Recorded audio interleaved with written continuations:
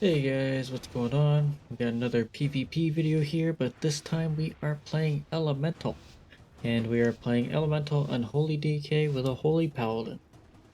So, if you're new to this channel, I normally play Enhancement Shaman. That's my go-to, but Elemental is looking very strong right now, and Enhancement is definitely falling behind a little bit, so I wanted to see what all the fuss is about. So I made a Shaman, got his 4 set, and now we're here. But yeah, so first I want to talk about is if you haven't heard yet, there are some PvP changes coming on the 19th, and there are also some MMR changes. So if you've been feeling like you're fighting the best players in the world, don't worry.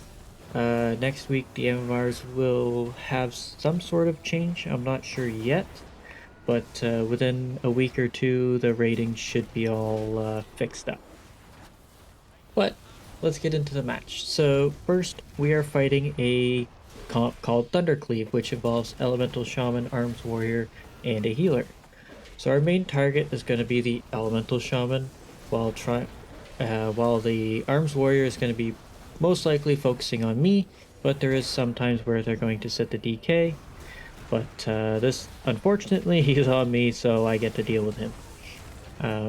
Best thing would have been for me to run Static Cling Totem over Sky Fury. I think that would have been better, just to deal with the warrior, or Unleash Shield even, and that way I could have pushed him away and stuff like that, but unfortunately I didn't.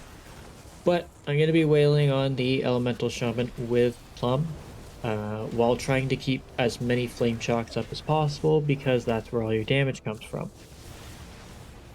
Now, when I'm going for my damage, such as Primordial Wave Lava Burst, I have to wait a second to see if, one, is he going to ground it, or two, is the healer going to dispel my Flame Shock, because it's very important to wait for those scenarios.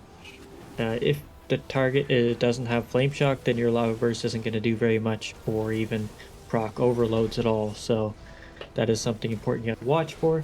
Here they got a nice stun as the Pally was going for a rep on Shook, so I couldn't interrupt, but we were still able to pull through on that. The setup didn't work. The Warriors switched to Plum now for whichever reason, and there's the full sacrifice as well from the Paladin, so that means a lot of defensive had just been used. He fears me, which makes a bit of sense because I am doing a lot of damage, but Plum gets a nice blind right there on the Warrior to stop him from helping out. The Shaman kicks me, so that gives Shook free casting, essentially. And then here I'm just wailing. I get a nice kick on the Paladin, and we're able to finish off the Shaman. That's one thing you have to watch for when you're fighting a Shaman, is their kick is ranged and it's short. Although it doesn't last very long, you can definitely get hit pretty hard with it. But on to the next match, we got Elemental Destro Resto Druid. This is one of the S tier comps right now. After next week, it might still be. We'll see how the LE changes are. But we want to focus on the Elemental Shaman as much as possible here because, one, he does have a lot less defensives and mobility. Also, he has been putting himself in pretty poor positionings. So he jumps over the tombstone a lot in the middle, which you don't want to do. So that's the main reason why we're hitting him. But as you can see, I am throwing out a lot of lava bursts. I get a nice Ascendance proc, which formed a lot of damage onto everybody. So the Druid, the best thing to do when fighting a Druid, as always, is hit multiple targets at once. When you do that, he's forced to put out even more hots on other people, which causes his mana to drain very, very fast. But Shook went in for a Hodge, got lassoed, and the Druid was able to jump away. But we're still able to connect with the Elemental Shaman, which is the important part.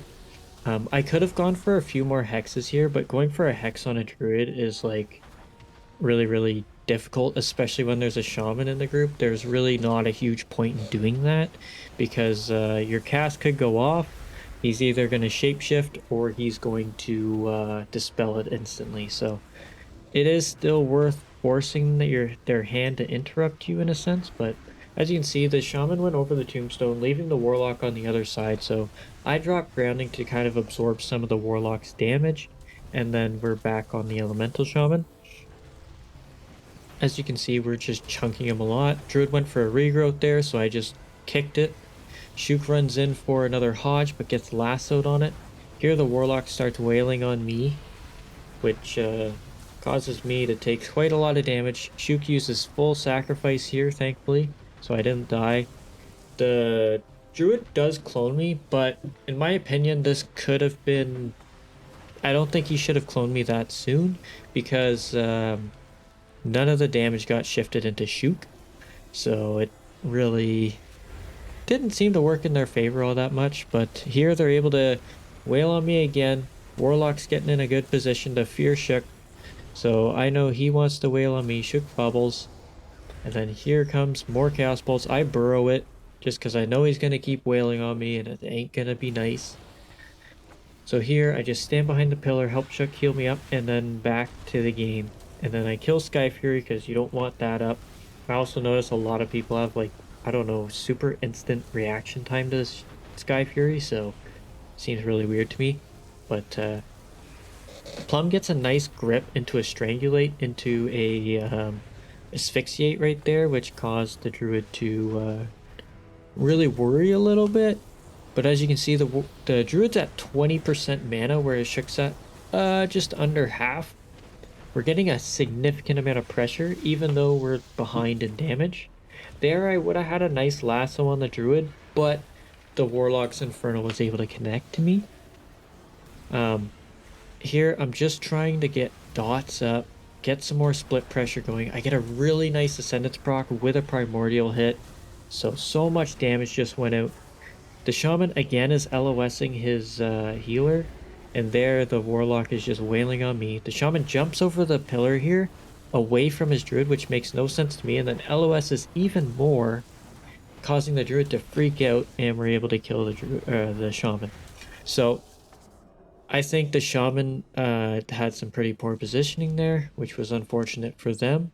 Definitely, they could have won in the long run, I think, but... Here we're fighting a comp called Jungle Cleave. These guys do a significant amount of damage and a significant amount of CC. Our main focus is going to be the Feral Druid. The reason why is their new tier bonus buffs Feral Frenzy, and they have a talent for every time when they clone, their next combo spender causes a Feral Frenzy as well. So removing the clone from the game is huge in this part. So we don't want him getting any clones off. We're never going to be able to stop the hunter from getting traps off or anything. So we're just like, okay, let's shut down the Sparrow. He is pretty squishy. Let's just remove clones from being able to be played here. So I Flame Shock everything, getting damage out. I just want to pump as much damage as I can. But here, the Feral's getting so low. He goes for a clone. I get the kickoff. I get a Primordial Wave, big damage going out. The Monk is also a Fist Weaver, which is odd to me. He's wailing on me rather than Plum, who would be an easier target. There I get an Ascendance proc, and I believe Plum also got probably an APOC or something off on him, just to hit him really hard, so it kind of comboed really nice there. Unfortunate for them, but yeah. Ferals, they want to go for as many clones as possible, so stick to them and remove clone from the game. Don't let them cast it. Here is a super unfortunate mistake the Paladin made. We're going for a full burst here on the Boomkin. As you can see, I set up Primordial Wave and I just start railing on him. I see the Paladin sends full sack, so I keep wailing on the Druid for a second. Switch to the Paladin. He's running away, and I'm like, okay, he's getting very low. Is he gonna go for it? Goes for the flash heal. Plum grips him in. Down he goes. So I don't think the Paladin's gonna make that mistake ever again. I think he's gonna start bubbling when he gets that low, especially when he's fighting a Shaman, because we're ready to kick whenever we can. Here's the last match of the video. We got Hero Cleave, which is a super pump comp. This is a terrifying melee cleave. I think it might be the best one, using both Unholy and Havoc Demon Hunter. If you don't know, they are, I believe, the two strongest melees right now. If you I'd say they're the two strongest melees right now. So our main focus is going to be the Death Knight, and the reason why is they do have a bit of a survivability issue versus a Demon Hunter. So hitting a Demon Hunter is viable, but I think hitting a Death Knight is better. They don't have as much mobility, and they don't have as much defensives. They do have a lot of magic resist type of defensives, but I think it just pans out to be a better target in general. So here, I'm getting ready. I want to kick the penance. Bam, there it goes. Plum grips him in, asphyxiates him. So now we're just kind of cleaving everything. There's the darkness. I'm trying to pull them out of it, but as you can see, the DK is just like, nah, you're staying in here. So here, the Disc Priest is casting Smite. I'm like, okay, I'm just going to kick his Smite, because that locks him out of Holy. Now he can't penance for 3 seconds. I get a nice Ascendance proc here, causing so much damage, and Shook bops me, which allows me to almost free cast, kind of. But the Demon Hunter is able to get it off in one thing. Here, I think we both kicked the Priest, causing him to get precog, but also he's locked out, so it's kind of okay. But there's the Dome. I'm like, okay, I'm going to stand away to try and pull them out, because for whatever reason, he's not gripping me in. He grips in the Priest here. We get a nice asphyxiate, and I believe the Priest goes for a penance there, and I kick it. I think we both kicked it, and the DK falls. But that is it for the video. Elemental is really fun and feeling pretty great, although it is getting nerfed on Tuesday. If you want to check out those patch notes, go ahead. But yeah, that is it for the video. Hopefully you enjoyed. Hopefully you're enjoying Shaman still. And I will see you in the next one. Laters.